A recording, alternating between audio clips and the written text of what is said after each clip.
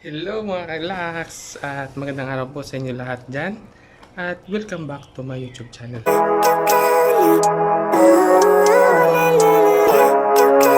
So, pang-anim na araw ngayon sa pag-alaga ko sa aking bagong pet na crayfish.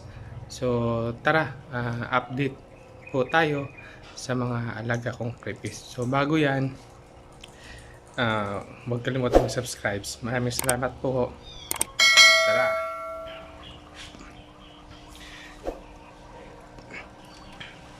Yan.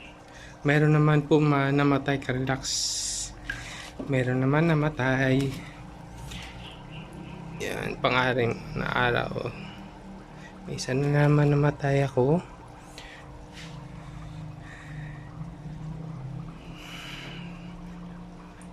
Sa anim ko na crayfish,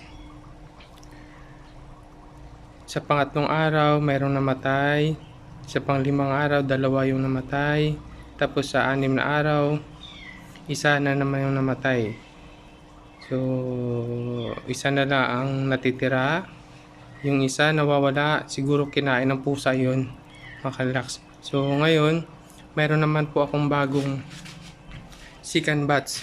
So nilagay ko muna dito, yan ginanya na, hindi ko muna sila pinakawalan diretso. Yan. Para ayon sa nakita ko sa mga video sa YouTube at saka mga sabi nila na 15 to 20 minutes bago pakawalan. Para ma-adapt nila daw yung bagong nature ng paglalagyan na pond. Kasi sa pagbibilihan natin, iba yung nature doon. So yan mga laks, no? Sana mabuhay yung chicken bats ko. So, yan.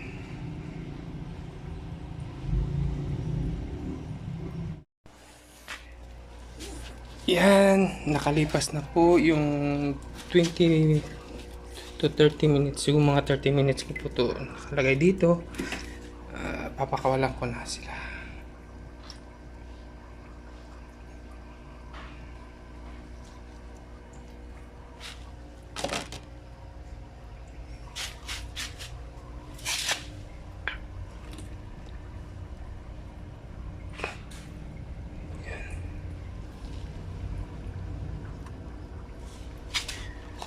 Welcome sa bagong yung bahay.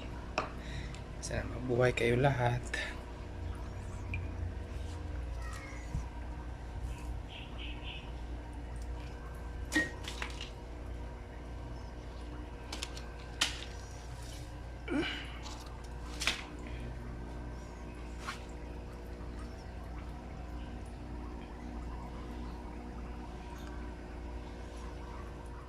Yan mga ka-relax, no? May chicken bats po ako ngayon, bago.